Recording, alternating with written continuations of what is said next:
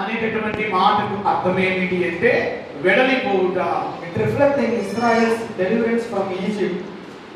మరి వెడలిపోవుట అనే మాటకి అర్థం ఏంటంటే ఇశ్రాయేలీలు మనందరికీ తెలుసు కదా, ఐగుప్తీయుల కింద బానిసలుగా ఉన్నారు. Exodus was written by Moses. మరి ఈ నిర్గమాకాండం అనేటటువంటిది ఎవరి ద్వారా రాయబడింది అంటే భక్తుడైన మోషే ద్వారా రాయబడింది. He was called by God to lead his people out of slavery in Egypt. మోషే గురించి మీ అందరికీ తెలుసు. మోషే దేవుని చేత పిలువబడ్డాడు. ఎందుకు పిలువబడ్డాడు అంటే బానిసత్వంలో ఉన్నటువంటి తన ప్రజలైనటువంటి ఇశ్రాయేలుని విడిపించడానికి దేవుని చేత ఏర్పరచబడిన నాయకుడుగా ఉన్నాడు. The book contains many of historical narratives like plagues, crossing of the Red Sea, and instruction laws to the people of Israel. గమనించండి, మోషే ఇశ్రాయేలీని ఐగుప్తు బానిసత్వం నుంచి విడిపించడానికి ఐగుప్తులో 10 అద్భుతాలు చేశాడు. తెగుళ్లు పంపించాడు, నీళ్ళని రక్తంగా మార్చాడు, పేలును పంపించాడు. ఇంకా చెప్పాలి అంటే చాలా అద్భుత ఆశ్చర్య కార్యాలు మోషే భక్తుడు ద్వారా దేవుడు ఐగుప్తులో చేశాడు. At the Mount Sinai, God established covenant with the people of Israel. సీనాయి కొండ మీద దేవుడు మోషేతోను ఇశ్రాయేలీయులతోను నిబంధనను చేశాడు. In Exodus chapter 32, while Moses was on the mountain, the people made a golden calf. మరి గమనించండి ప్రియులారా, కమగే In chapter 32, we see that Israelites made a golden calf against the god of Amalek. yes, గమనించండి, ఇక్కడ 32వ అధ్యాయం మీరు చూస్తే ఇశ్రాయేలీయులందరూ కూడా దేవునికి విరోధమైనటువంటి పాపమును వారు చేశారు. While Moses was on the mountain, మరి మోషే ఏమో కొండ మీద ఉన్నాడు, and these people made idolatry against god of Amalek. 40 పగళ్ళు 40 దినాలు మోషే ఏమో దేవుని ముఖాన్ని చూస్తూ దేవుడు ఇచ్చినటువంటి ఆజ్ఞలను పట్టుకుని రావడానికి అతడు కనిపెడుతూ ఉంటే కొండ కింద ఉన్నటువంటి ఇశ్రాయేలీయులు వ్యభిచారులై తిరుగుబాటుదారులై దూడలు చేసుకుని దేవునికి విరోధంగా పాపం చేస్తూ ఉన్నారు. The Israelites sinned by worshipping a golden calf. మరి ఇశ్రాయేలీయులు ఈ 32వ అధ్యాయం 32వ అధ్యాయం మీరు గమనిస్తే అక్కడ బంగారపు దూడను వారు చేసినట్లుగా మనకు కనబడుతుంది.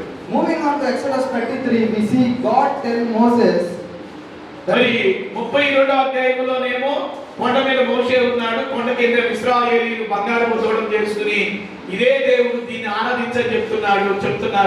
33వ అధ్యాయంలో ఇక్కడ సందర్భాన్ని మనం గమనిస్తే we see God tells to Moses that he will send an angel. Okay. In 33 we see that God tells Moses to send an angel. మరి ఇక్కడ దేవుడు మోషేని ఒక దేవదూతగా ఇశ్రాయేలు మధ్యలో పంపుతున్నట్లుగా మనం చూడగలుగుతున్నాం. Moving on to Exodus 33, we see God sends an angel. మరి దేవుడు ఇక్కడ ఒక దూతను పంపినట్లుగా మనం చూడగలుగుతున్నాం. To lead the people to the promised land. మరి ఇశ్రాయేలీయుల్ని వాగ్దాన దేశానికి నడిపించే క్రమంలో మోషేని ఒక దూతగా దేవుడు వారికి నియమించాడు. But he will not go with them, but he will send an angel. మరి గమనించండి ప్రియులారా, అతడు మరి తనతో పాటు తన యొక్క సన్నిధిని కూడా కోరుకున్నట్లు మనం చూడగలుగుతున్నాం. The people respond with repentance. మరి ప్రజలైతే పశ్చాత్తాపడ్డారు. Instead, God is not coming, but the angel is coming. మరి గమనించండి ప్రియులారా, ప్రజలు పశ్చాత్తాప్తులై దేవుని సన్నిధిలో మరి మొరపెట్టినప్పుడు దేవుడు తన దూతను పంపినట్లుగా మనం In చూడగలుగుతున్నాం. the midst of this tension, we see that Moses enters the tent of the meeting to plead for God's presence. మరి ఇక్కడ మోషే శత్రువులతో యుద్ధానికి వెళ్తున్నప్పుడు దేవుడు అడుగుతున్నాడు, అయ్యా నీ సన్నిధిని మాతో రానిము అంటున్నాడు. With this, I would like to entitle my sermon as constantly seeking God's presence. గమనించండి, ఇక్కడ మోషే పక్కన కొన్ని వేల మంది సైన్యం ఉన్నప్పటికీ మోషే ఒక అడుగు తీసుకొని ముందుకు వెళ్ళిపోతున్నాడు. ఎందుకంటే దేవుని సన్నిధిని కోరుకున్నాడు మోషే. When we look at the situation, Moses is in very complicated situation. మరి ఇక్కడ గమనిస్తే యుద్ధంకి వెళ్ళడానికి సిద్ధంగా ఉన్న సమయంలో మోషే చాలా ప్రతికూలమైనటువంటి పరిస్థితులు ఎదుర్కొంటున్నట్టు మనం చూడగలుగుతున్నాం. The assignment that God given is to bring the people out of the Egypt. ఇశ్రాయేలీయులని దేవుడు ఐగుప్తు నుంచి విడిపించాలని గొప్ప ప్రణాళికలో ఒక భాగంగా ఉన్నది. But they are facing an issue because of the idolatry of the people. గమనించండి పిల్లరా, దేవునికి అదేమంత గొప్ప విషయం కాదు ప్రజల్ని ఒక రోజులో కానానికి తీసుకెళ్ళడం. కానీ ప్రజల యొక్క పాపం, ప్రజల యొక్క అవిధేయత, ప్రజల యొక్క తిరుగుబాటుతనం దేవునికి ప్రజలకు మధ్య అడ్డుగా నిలబడింది. For this short time we will see how Moses pleaded to God to send his presence. ఇక్కడ మోషే యుద్ధానికి వెళుతూ ఉన్నప్పుడు ఇశ్రాయేలీయులు అందరూ కూడా సిద్ధహస్తులై ఉన్నారు. కానీ మోషే దేవుని అంటున్నాడు, అయ్యా నీ సన్నిధిని మాతో రానిము అంటున్నాడు. So my first point is keep praying and God will guide you. ఇక్కడ నేను చెప్పాలనుకున్న కొన్ని ముఖ్యమైన పాయింట్లు ఏంటంటే, ముఖ్యమైన విషయాలు. ఒకటి, మీరు ప్రార్థన చేస్తా ఉన్నట్లయితే దేవుడు మిమ్మల్ని నడిపించగలుగుతాడు. స్తోత్రం చెప్పండి, హల్లెలూయా. In verse 12 we see Moses begins his quotation, his previous words. మరి ఇక్కడ 10వ వచనాన్ని మనం చూస్తే, మోషే యెహోవాతో ఇట్లా నేను చూడము, ఈ ప్రజలను తోడుకొని పొమ్మని నీవు నాతో చెప్పుచున్నావు గాని నాతో ఎవరిని పంపెదవో అది నాకు తెలియలేదు అంటున్నాడు. This statement is very puzzling. ఈ యొక్క మరి స్టేట్మెంట్, ఈ వాంగ్మూలం చాలా మరి ఒక విధంగా చెప్పాలి అంటే వ్యత్యాసంగా కనబడుతుంది. Because why would Moses ask this question? ఎందుకు ఈ ప్రశ్నను మోషే దేవుణ్ణి అడిగాడు? Because in verse 2 we see, in 33 verse 2 we see that మరి ఇక్కడ మనకు జవాబు మీకు చూడాలి అంటే 33వ అధ్యాయం, నిర్గమాకాండం 33వ అధ్యాయం 2వ వచనంలో మీకు జవాబు కనబడుతుంది. God had already declared that he would send an angel దేవుడు అన్నాడు, నేను నీకు ముందుగా దూతను పంపుతాను అన్నాడు. to lead the Israelites. మరి ఇశ్రాయేలీయులను నడిపించడానికి నీకు ముందుగా దూతను పంపుతాను అన్నాడు. Similarly in chapter 32 verses 34 we see that మరి 32 నుంచి 34 అధ్యాయాలు మీరు క్షుణ్ణంగా పరిశీలిస్తే God mentioned that angels leadership after the Israelites sin. మరి గమనించండి, ఇశ్రాయేలీయులు పాపం చేసిన తర్వాత మరి దేవదూత వారికి నాయకుడిగా ఉండి నడిపించినట్టు మనం చూడగలుగుతాం. And also we look at the verse 3 chapter 33. మరి 33వ అధ్యాయం మీరు గమనిస్తే God will not go with them but an angel will go with them. మరి గమనించండి, నేను మీతో రాగానే నా దూత మీకు ముందుగా వచ్చింది అన్నాడు. By seeing this context we understand that Moses is not satisfied by the presence of the Lord.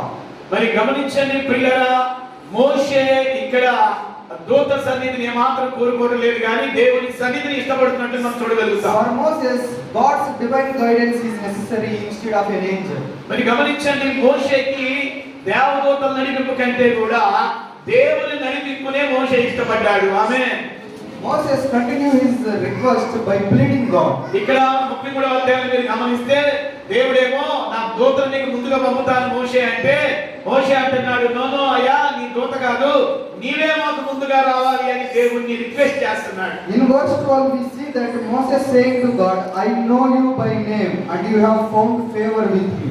మరి 12వ వచనాన్ని మీరు చూస్తే ఏమంటున్నాడంటే, నేను నీ పేరును బట్టి నిన్ను ఎరిగి ఉన్నానని అంటున్నాడు. This phrase is a very powerful in ancient times. మరి గమనించండి, బైబిల్ గ్రంథంలో కొన్ని సందర్భాల్లో మాత్రమే దేవుడు కొంతమంది గురించి మాత్రమే నేను నిన్ను ఎరిగాను అని చెప్పిన సందర్భాలు ఉన్నాయి. It shows God's close relationship with Moses. మోషేను దేవుడు అంటున్నాడు, నిన్ను నేను ఎరిగాను అన్నాడు. కారణం ఏంటంటే మోషే దేవునితో ఎక్కువ సహవాసం చేసేవాడు, ఎక్కువగా దగ్గరగా ఉండేవాడు మోషే దేవునికి. This tells us that Moses had a special relationship with God. మరి ఇక్కడ మోషేతో దేవుడు అంటున్నాడు, నిన్ను ఎరిగాను మోషే అని చెప్పడానికి కారణం ఏంటంటే మోషేకి దేవునికి మధ్య ఉన్న ఆ ఉన్నతమైనటువంటి సంబంధం. Because of this Moses always seek the God's favor and presence. గమనించండి పిల్లలు, మోషే జీవితంలో ఒక అద్భుతమైనటువంటి విషయం మనకు కనబడింది. ఎక్కువగా కూడా దేవునితో సమయం గడిపేవాడు. మనుషులతో సహవాసం కంటే కూడా, మనుషులతో గడిపే సమయం కంటే కూడా మోషే దేవునితో ఎక్కువ సహవాసం చేసేవాడు, ఎక్కువగా దేవునితో సంబంధం కలిగి ఉండేవాడు. In verse 13 Moses reminds God of their close relationship by saying, మరి ఇక్కడ దేవుడు మోషేతో అంటున్నాడు, నీ పేరు బట్టి నేను ఎరిగాను. ఆ మాట చెప్పడానికి కారణం ఏంటంటే మోషేకి దేవునికి మధ్య ఒక అవినావ భావ సంబంధం మనకు కనబడుతుంది. he knows he has God's favor on him. మోషేకి తెలుసు దేవుని యొక్క కటాక్షం మోషే మీద ఉందని మోషేకి తెలుసు. Then Moses makes a bold request to God. అయినను ఇక్కడ మోషే ధైర్యముగా దేవునికి ఒక రిక్వెస్ట్ చేస్తున్నాడు. Show me your way. ఏమంటున్నాడంటే, దేవా నాకు నీ మార్గాన్ని చూపుము అంటున్నాడు. So I may know you and continue to find favor with you. నీ మార్గాన్ని నాకు చూపితే నేను ఇంకా నిన్ను లోతుగా ఎరుగుతానయ్యా అని అంటున్నాడు. By saying show me your way, మరి గమనించండి, దేవుని ఎందుకు మార్గాన్ని చూపమంటున్నాడు? Moses is asking for God's direction. మోషే దేవుణ్ణి నీ మార్గాన్ని చూపమంటానికి కారణం ఏమిటి అంటే నీ నడిపింపు నాకు కావాలయ్యా అంటున్నాడు. God's direction and guidance not through any of angel. Instead he is asking for God's guidance. గమనించండి పిల్లలు, ఈ 32వ అధ్యాయం కానీ 33వ అధ్యాయం కానీ మీరు బాగా చదివితే మోషే దేవదూతల నడిపింపును కోరుకోవడం లేదు, కానీ దేవదూతల కంటే గొప్పవాడైన దేవుని నడిపింపును మోషే కోరుకుంటున్నాడు. Finally Moses pleads on behalf of the whole Israel nation. చివరికి పిల్లరా, మనందరికీ తెలుసు మోషే నాయకత్వంలో ఇశ్రాయేలీయులు కానానుకు ప్రయాణం చేసినట్లుగా. In verse 14 we see that మరి 14వ వచనాన్ని మీరు చూస్తే God answers Moses, మోషేకి దేవుడు జవాబిస్తున్నాడు. my presence will go with you. 33వ అధ్యాయం నిర్గమాకాండం 33వ అధ్యాయం 11వ వచనంలో నా సన్నిధి నీకు తోడుగా వచ్చును అంటున్నాడు. And I will give you rest. నేను నీకు విశ్రాంతి కలుగజేయుదునని చెప్పాడు. This promise is especially important for the Israelites. గమనించండి, నా సన్నిధి నీకు తోడుగా వచ్చును అనేటటువంటి వాగ్దానము ఇశ్రాయేలీయులకి చాలా ప్రాముఖ్యమైన వాగ్దానం. They are in the wilderness and they are uncertain about their future. గమనించండి, ఈ వాగ్దానం పొందుకునే సమయంలో ఇశ్రాయేలీయులు ఎక్కడున్నారు అంటే అరణ్యములో ఉన్నారు, ఎడారిలో ఉన్నారు ప్రియులారా. అలాంటి ఎడారిలో అరణ్యములో వారికి నా సన్నిధి తోడుగా వచ్చునని దేవుని అభయము వారికి దేవుడిస్తున్నాడు. When God says I will give you rest, అంత మాత్రమే కాదు, మోషేతో అంటున్నాడు నా సన్నిధి నీకు తోడుగా మాత్రమే కాదయ్యా, నేను నీకు విశ్రాంతిని కలుగు చేస్తాను అంటున్నాడు. he is offering peace, security and relief from the struggles. గమనించండి, విశ్రాంతి అనే మాటకు అర్థం ఏంటంటే సమస్యల నుండి విడుదల పొందటం, ఆందోళన నుండి విడుదల పొందటం, కలవరాల నుండి, భయాల నుండి నెమ్మది పొందటానికి సూచన. This response is a major shift from the chapter 33 verse 2. మరి 33వ అధ్యాయం 2వ వచనంలో ఈ మాటకి అక్కడ ఉన్న మాట ముడిపడి ఉందండి. When we see that where God sends an angel in verse 2, మరి 33వ అధ్యాయం నిర్గమాకాండం 33వ అధ్యాయం 2వ వచనంలో అంటున్నాడు దేవుడు, నేను నీకు ముందుగా దూతను పంపుతాను అంటున్నాడు. now God personally committing to stay with his people. అంత మాత్రమే కాదు, ఇప్పుడు మోషే నీ దూత నాకు వద్దయ్యా, నీవే నాకు కావాలి అంటే దేవుడు తన దూతను పంపడం కంటే కూడా తనతో అనగా మోషేతో యావత్ ఇశ్రాయేలీయులతో దేవుడే నడిచినట్లుగా మనం చూడగలుగుతాం. ఆమేన్. Hudson Taylor, a well-known missionary to China, మరి చైనా దేశానికి హడ్సన్ టేలర్ అనే ఒక గొప్ప భక్తుడు మిషనరీగా వెళ్ళాడు. he faced many struggles in China. China దేశంలో అతడు చాలా ప్రతికూలమైన సమస్యలను పొందాడు. They are facing severe financial struggles in China. Hudson Taylor అనే గొప్ప దైవజనుడు చైనాకి మిషనరీగా వెళ్ళినప్పుడు చాలా ఆర్థికంగా మరి అతడు నలిపివేయబడ్డాడు. One day, ఒక రోజున when the mission was in need of finance, ఒక రోజు సేవ చేయడానికి కొంత ధనం అవసరమైంది. they had no money and they were unsure how to work in China. China దేశం మీద భారం ఉంది, సువార్త ప్రకటించాలి, అక్కడ సంఘాలు కట్టాలి, ఎంతో భారము హడ్సన్ టేలర్ కి. మరి భారం ఉన్నప్పటికీ ప్రియులారా అక్కడ పరిచయం చేయడానికి డబ్బులు అతనికి లేవన్నమాట. Instead of depending on fundraising, మరి ఆ సమయంలో మరి ధనాన్ని కొంత సమకూర్చడానికి ప్రయత్నాలు జరుగుతున్నాయి. but he depended on God. అయితే అక్కడ అద్భుతమైన సంఘాలను స్థాపించడానికి, సేవా కార్యక్రమాలు జరిపించడానికి వీళ్ళ ఇతడు దేవుని మీద ఆధారపడ్డాడు. He pleaded for God's guidance and providence. China దేశంలో ప్రియులారా హడ్సన్ టేలర్ అనేటటువంటి మిషనరీ సేవ చేయడానికి దేవుని నడిపింపుని కోరుకున్నాడు, దేవుని మీద ఆధారపడ్డాడు. He depended on God's guidance and providence. అక్కడ అద్భుతమైనటువంటి సంఘాలను స్థాపించి అనేక మందికి సువార్త ప్రకటించడానికి, సంఘాలను స్థాపించడానికి ఆర్థిక అవసరతలు ఎన్నో వచ్చినాయి. ఆర్థిక అవసరతల కొరకు దేవుని నడిపింపు కోరుకున్నాడు. దేవుని మీద పూర్తిగా హడ్సన్ టేలర్ అనే దైవజనుడు మిషనరీ ఆధారపడ్డాడు. My dear believers, నా ప్రియమైన విశ్వాసులారా, who are we relying on? కాబట్టి Who are we relying on? మరి గమనించండి, నిజంగా మనం ఆయన మీద మీరు ఎంతమంది ఆనుకున్నారు, ఎంతమంది ఆధారపడ్డారు? Are we depending on our own knowledge? మీ సొంత జ్ఞానం మీద మీరు ఆధారపడుతున్నారా? Instead, మోషే జీవితాన్ని మనం గమనిస్తే he chose for God's guidance and providence. ఇక్కడ మోషే ఇక్కడే కాదు, తన యొక్క 40 సంవత్సరాల ఆ యొక్క నాయకత్వంలో కూడా ఇశ్రాయేలీల మధ్యలో దేవుని నడిపింపును మాత్రమే కోరుకున్నాడు. He understood that అతనికి అర్థమైంది it was only through God's direction, కేవలము దేవుని నడిపింపు, దేవుని మీద ఆధారపడటం ద్వారానే that he and the Israelites were out of Egypt. ఐగుప్తు నుండి వాగ్దాన దేశమైన కానానుకి మేము చేరగలమని మోషే నమ్మగలిగాడు. Just as Moses depended on God's direction, మోషే ప్రియులారా ఆ యొక్క అరణ్య యాత్రలో పూర్తిగా దేవుని మీద ఆధారపడ్డాడు, దేవుని నడిపింపు మీద ఆధారపడ్డాడు. we are also called to seek God's presence in our lives. మన జీవితంలో సంగమా జాగ్రత్తగా వింటున్నారా? మన జీవితంలో కూడా ప్రతి నిత్యము, ప్రతి రోజు కూడా మనం దేవుని నడిపింపును కోరుకోవాలి. అంత మాత్రమే కాదు, దేవుని మీద మనం ఆధారపడాలి. Now that we have seen how God's presence gives us direction, గమనించండి, ఈ సమయంలో మన జీవితంలో దేవుని నడిపింపు ఎలాగా వచ్చిందో మనం చూద్దాం. now Moses take this plea a step further. ఏమంటున్నాడు అంటే ఇక్కడ మోషే నిర్గమాకాండం 33వ అధ్యాయంలో, అయ్యా నీ సన్నిధి మాకు తోడుగా రానిమ్ము. He is asking for more than a direction. మరి గమనించండి, నడిపింపు కంటే ఎక్కువగా ఎవరిని కోరుకుంటున్నాడు అంటే ప్రతి మానవాళికి నడిపింపునిచ్చే నడిపింపు ప్రధానతను మాత్రమే ఆయన కోరుకుంటున్నాడు.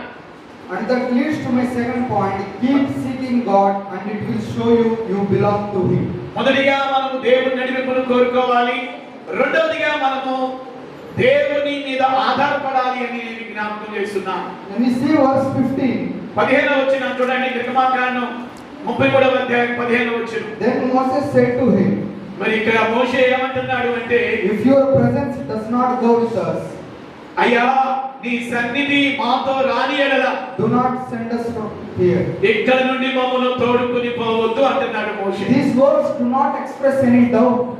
ఇక్కడ గమనించండి, మోషే చెప్పిన ఈ మాట ఇక ఏ మాత్రము కూడా అనుమానానికి తావివ్వలేదు. That God told his presence will go with them in verse 14. మరి 14వ వచనములోనేమో నా సన్నిధి నీకు తోడుగా వచ్చును అని చెప్పాడు దేవుడు. But this 15th verse is the assurance of God's presence with them.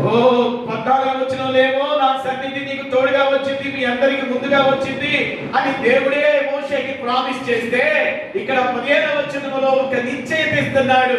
మోషే అంటున్నాడు, నీ సన్నిధి రాని ఎడల మేము ఒక్క అడుగు కూడా ముందుకు వేయమంటున్నాడు. We see Moses wanted God's presence instead of an angel. గమనించండి ప్రియులారా, 32వ అధ్యాయంలోనేమో నిర్గమాకాండం 32వ అధ్యాయంలోనేమో నా దూత నీకు తోడుగా వచ్చింది, మీ అందరికి ముందుగా వెళ్ళింది అంటే దేవుడితో అంటున్నాడు మోషే, నో నో నో, నీ దూతొద్దు, మాకు నువ్వే కావాలి, మా ముందు నువ్వే రావాలి అని దేవుడిని రిక్వెస్ట్ చేస్తున్నాడు. At a point he says that if your presence is not with us, do not send us from here. ఈ మాటకి అర్థం ఏంటంటే, దేవా నీ సన్నిధి లేక నువ్వు మాతో రాకపోతే మేము ఇక్కడే ఉంటాం.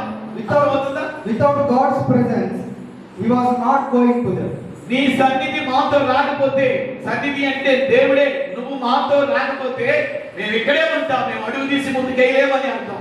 There is no success of their journey without God's presence. గమనించండి, ఇక్కడ మోషేకి తెలుసు, ఏం తెలుసా, దేవుడు వారితో లేకపోతే వారి ప్రయాణం విజయవంతము కాదు అన్న సంగతి మోషేకి తెలుసు. In verse 16, 16వ వచనాన్ని మనం చదువుకుందాం. we see that he is not asking for new blessings. అక్కడ మోషే ప్రియులారా ఏదో క్రొత్త ఆశీర్వాదాలు అడగట్లేదు దేవుణ్ణి, but reminding God of the kindness he has already promised to them. గమనించండి, దేవుడు ఎంత దయగలిగిన వాడో, ఎంత కృప కలిగిన వాడో మోషేకి తెలుసు. అందుకే మాటి మాటికి దేవా నీ కటాక్షం మా మీద ఉండు అని అడిగాడు. Instead of power, success and anything, they are asking for God's presence. గమనించండి ప్రియులారా, నాకు శక్తినివ్వు, నాకు బలాన్నివ్వు, నాకేదో స్వరత్వాన్ని వీరత్వాన్ని ఇవ్వు అనే దానికంటే కూడా మోషే ఏమడుగుతున్నాడు అంటే, నీ కటాక్షం నా మీద ఉన్నది మయ్యా అంటున్నాడు. The presence of God will set apart from the nation of the Israel to the other nations. గమనించండి పిల్లల, ఒక దేశము బానిసత్వము నుండి వాగ్దాన దేశమైన కానానుకు దేవుడు కేవలము తన సన్నిధిని తోడుగా ఉంచి దేవుడు నడిపించాడు. In ancient world they were surrounded by nations like Egypt. గమనించండి ప్రియులారా, వారు చేరబోయేటువంటి వాగ్దాన దేశమైన పాలు తెగులు ప్రవహించు దేశం అంతకు ముందు వారు ఉన్నటువంటి ఐగుప్తు దేశం వంటిది కాదు. the Amalekites, the Philistines and the Moabites, they were surrounded by the people. గమనించండి, ఆ యొక్క దేవుడు వాగ్దానం చేసినటువంటి కానాను దేశము ఎలాంటిది అంటే ఆల్రెడీ 7 జనాంగాలు శత్రువులు ఆల్రెడీ అక్కడ తిష్ట వేసుకుని కూర్చున్నటువంటి దేశం అది. The gods of this nation were stayed in one place and did not move. గమనించండి పిల్లరా, అక్కడ నుండి శత్రువులు ఒక్క క్షణమైనా బయటికి వెళ్ళడానికి మాత్రం ఇష్టపడలేదు. కానీ అలాంటి దేశానికి దేవుడు తన ప్రజలను తోడుకెళ్ళాడు. In verse 17, 17వ వచనాన్ని మనం చదువుకుందాం. and the Lord said to Moses, దేవుడు ఇక్కడ మోషేతో చెప్తున్నాడు, ఇది మా కారణం 33:17, I will do the very thing you have asked because I am pleased with you and I know you by name. కాగా యెహోవా నీవు చెప్పిన మాటను చొప్పున చేసేదను, నీ మీద నా కటాక్షము కలిగినది, నీ పేరును బట్టి నిన్ను ఎరుగుదనని మోషేతో చెప్పగా. Here God reassures that Moses that his presence will go with them. గమనించండి ప్రియులారా, చివరికి దేవునికి అర్థమైంది. ఏమని అర్థమైంది? మోషే నేను లేకపోతే, నేను తోడుగా రాకపోతే వాగ్దాన దేశానికి వెళ్ళను అంటున్నాడని దేవుడికి కూడా కన్ఫర్మ్ అయిపోయి ఇక అర్థమైపోయింది. మోషేకి చెప్తున్నాడు, నీ కటాక్షము, ఇదిగో నా కటాక్షం నీ మీద ఉంది అంటున్నాడు. This promise is grounded in favor instead of human efforts. గమనించండి ప్రియులారా, దేవుని యొక్క కటాక్షము ఎంత గొప్పది అంటే మనం చేసే నీతి క్రియలను బట్టి, మంచి పనులను బట్టి దేవుని కటాక్షం రాదండి. When God says, దేవుడు చెప్తున్నాడు ఇక్కడ, I know you by name, నీ పేరును బట్టి నీవెవరో నాకు తెలుసు అంటున్నాడు మోషేతో. it reflects a close relationship with Moses. నీ పేరును బట్టి నీవెవరో నాకు తెలుసు మోషే అంటున్నాడు. దీని అర్థం ఏంటంటే మోషేకి దేవునికి మధ్య లోతైనటువంటి సంబంధం. ఆ మాట చెప్పండి, లోతైన సంబంధం అనండి. One more time. yes, మోషేకి దేవునికి లోతైనటువంటి సంబంధం ఉంది కనుకనే నీ పేరును బట్టి నీవెవరో నాకు తెలుసు అంటున్నాడు. God's favor is not based on our human efforts. దేవుని కటాక్షము ప్రియులారా మానవ పద్ధతులను బట్టి వచ్చేది కాదు. What we do but on his love and his grace. గమనించండి, దేవుని కటాక్షము మనం ఏదో చేస్తే వచ్చేది కాదు. దానంతట అదే ఆయన పుట్టుకెళ్ళిన వాడు, ఆయన దయగలిగిన వాడు, ఆయన దీర్ఘశాంతుడు కాబట్టి ఆయన ప్రేమ మన మీద దానంతట అదే మన మీద కుమ్మరించబడుతుంది. John Hyde, a missionary to India in the 19th century. 19వ శతాబ్దంలో జాన్ హైడ్ అనేటటువంటి ఒక మిషనరీ భారతదేశానికి వచ్చాడు. He is referred as praying Hyde. ఆయనకి ఒక పేరు ఉంది, ప్రార్థనా యోధుడు లేక ప్రార్థనాపరుడైన హైడ్ అనేటటువంటి పేరు ఉంది ఆయనకి. Initially his ministry was very ordinary. ఆయన పరిచర్య చాలా సాధారణంగా ఉండేది. Without God's presence. ఆయన గమనించిన పిల్లల దేవుని సన్నిధి లేకుండా ఆయన పరిచర్య చేసేవారు కాదు. He began to dedicate hours and nights. గమనించండి, జాన్ హైడ్ అనేటటువంటి పుస్తకం కూడా ఉండింది పిల్లరా. మీరు చదువుకోవాలనుకున్న వాడు ఆ పుస్తకం తెప్పించుకుని చదువుకోవచ్చు. ఆయన గురించి రాయబడింది ఏంటంటే ఆయన గంటలు గంటలు మోకాళ్ళ మీద ప్రార్థన చేసేవాడు. He asked for God's providence and his presence. గమనించండి, తనకి పరిచర్యలో ఏం కావాలన్నా, సేవా కార్యక్రమాలు ఏం చేయాలన్నా కూడా ఎక్కువగా ప్రార్థనలో ఉండేవాడు. గంటలు గంటలు ప్రార్థనలో ఉండేవాడు. దేవుని నడిపించుకొని దేవుని సన్నిధిని కోరుకునేవాడు. Dear believers, keep seeking God daily through prayer, meditating on the scripture. ప్రియమైన విశ్వాసులారా, ప్రతిరోజు మీరు కూడా జాన్ హైడ్ వలె ప్రార్థన పరులుగా మీరు ఉండండి. గంటలు గంటలు దేవునితో సమయం గడపండి. వాక్యాన్ని మీరు ఎరిగిన వారుగా, చదివిన వారుగా మీరు ఉండాలి. And obeying him and trusting him in the challenges. అంత మాత్రమే కాదు, దేవుని మీద నమ్మకాన్ని కలిగి ఉండండి, దేవుని మీద విశ్వాసం కలిగి ఉండండి, దేవుని కార్యాల కొరకు ఆసక్తితో ఉండండి. Stay faithful in worship and fellowship with the believers. గమనించండి, ఒకరితో ఒకరు ప్రియత దేవుని ప్రేమను కలిగి ఉండండి, సంఘములో స్థిరపడండి, నమ్మకంగా మీరు విశ్వాస యాత్రలో కొనసాగండి. Live with integrity. అది మాత్రమే కాదు, యథార్థత. మోషే జీవితంలో యథార్థత అనేది ఉంది. యథార్థతతో మనం దేవుని సేవించే వారంగా ఉండాలి. Depend on God's guidance rather than your own choice. గమనించండి, నీ సొంత నిర్ణయాలు, నీ సొంత ఆలోచనల కంటే కూడా దేవుని మీద ఆధారపడటం నేర్చుకోవాలి. As you do these things, ఈ విషయాలు కనుక మీరు చేయగలిగితే your life will be better in God's guidance. గమనించండి, మోషే జీవితంలో ఆనాడు ప్రియులారా మరి ఎలాగైతే దేవుని నడిపింపును కోరుకున్నాడో, దేవుని సన్నిధిని కోరుకున్నాడో, మీ జీవితాల్లో కూడా ఖచ్చితంగా దేవుని నడిపింపును పొందుకుంటారు. దేవుని యొక్క కార్యాలు మీ జీవితాల్లో చూడగలుగుతారు. Amen. Amen. Our third point is keep seeking God and He will show you His glory. ఈ నిర్గమకాండం 33వ అధ్యాయంలో నేను మీకు చెప్పాలనుకున్న మూడవ ముఖ్యమైన మాట ఏమిటి అంటే, Keep seeking God and He will show you His glory. మరి దేవునిని మీరు ఎక్కువగా ప్రార్థనలో వెతుకుతా ఉంటే ఆయన మహిమ మీకు దేవుడు చూపిస్తాడు. జనులకి ఆమె చెప్పండి హల్లెలూయా. That we can see in verse 18. 18వ వచనంలో మూడో పాయింట్ మనకు కనబడుతుంది. Then Moses said, "Now show me your glory." ఇక్కడ మోషే అంటున్నాడు, అయ్యా దయచేసి నీ మహిమను నాకు చూపించుము అన్నాడు. Now Moses desires for more than an assurance or promise. గమనించండి, ఇక్కడ మోషే దేవునిని కొన్ని నిశ్చయతలు అడుగుతున్నాడు. He asked for a deeper revelation of God. దేవుని గురించిన లోతైనటువంటి ప్రత్యక్షత కోరుకుంటున్నాడు మోషే. He is asking, "Show me your glory." ఏమంటున్నాడు ఇక్కడ? మూడవదిగా మనం చూస్తే మోషే అంటున్నాడు, అయ్యా నీ మహిమ ఏంటో నేను చూడాలి. He is asking for an impossible thing. ఇక్కడ చాలా గొప్ప కార్యాన్ని మోషే అడుగుతున్నాడు. No man can see God's glory. ఏ మనిషి కూడా, బైబిల్ చెప్తుంది, ఏ మనిషి కూడా దేవుని మహిమను చూడలేరు. Because of the sinful nature of the man. ఎందుకంటే మానవుని యొక్క పాప స్వభావమును బట్టి దేవుని మహిమను ఎవరు కూడా చూడలేరు. We should really ask ourselves. కమగే We should really ask ourselves. మన జీవితాలని ఒకసారి మనం పరిశీలించుకుందాం. Do we have such boldness like Moses to ask to God to show me His glory? గమనించండి, ఎప్పుడైనా నువ్వు అడిగావా మోషేలాగా? మనం అడిగామా, దేవా నీ మహిమను నాకు చూపించమని ఎప్పుడైనా మోషేకి వలె మనం అడిగామా? Let us see the response of God in verse 19. ఇక్కడ ఎప్పుడైతే మోషే దేవా నీ మహిమను నాకు చూపించమన్నాడు, ఇక్కడ 9వ వచనంలో దేవుని స్పందన ఏంటో మనకు కనబడుతుంది. 9వ వచనం, God graciously respond to Moses' request. దేవుడు పిల్లల మోషే రిక్వెస్ట్ కి స్పందించాడు, కృపతో స్పందించాడు. He declares that ఏమన్నాడు అంటే, I will cause all my goodness. మోషే నా మహిమను నీకు చూపించడానికి ముందుగా నా మంచితనం అంతయు నీకు చూపిస్తా. చప్పట్లు కొట్టండి గట్టిగా హల్లెలూయా.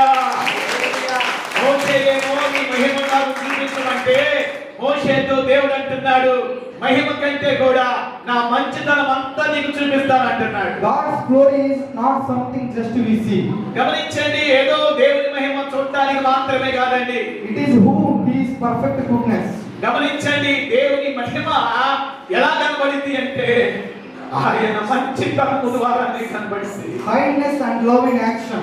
ఆయన యొక్క ప్రేమ, ఆయన యొక్క కనికరము ద్వారా ఆయన యొక్క మంచితనము కనబడింది. By proclaiming His name, ఆయన యొక్క నామము మహిమపరచబడింది. God reveals His depth of the nature. గమనించండి ప్రియులారా, దేవుని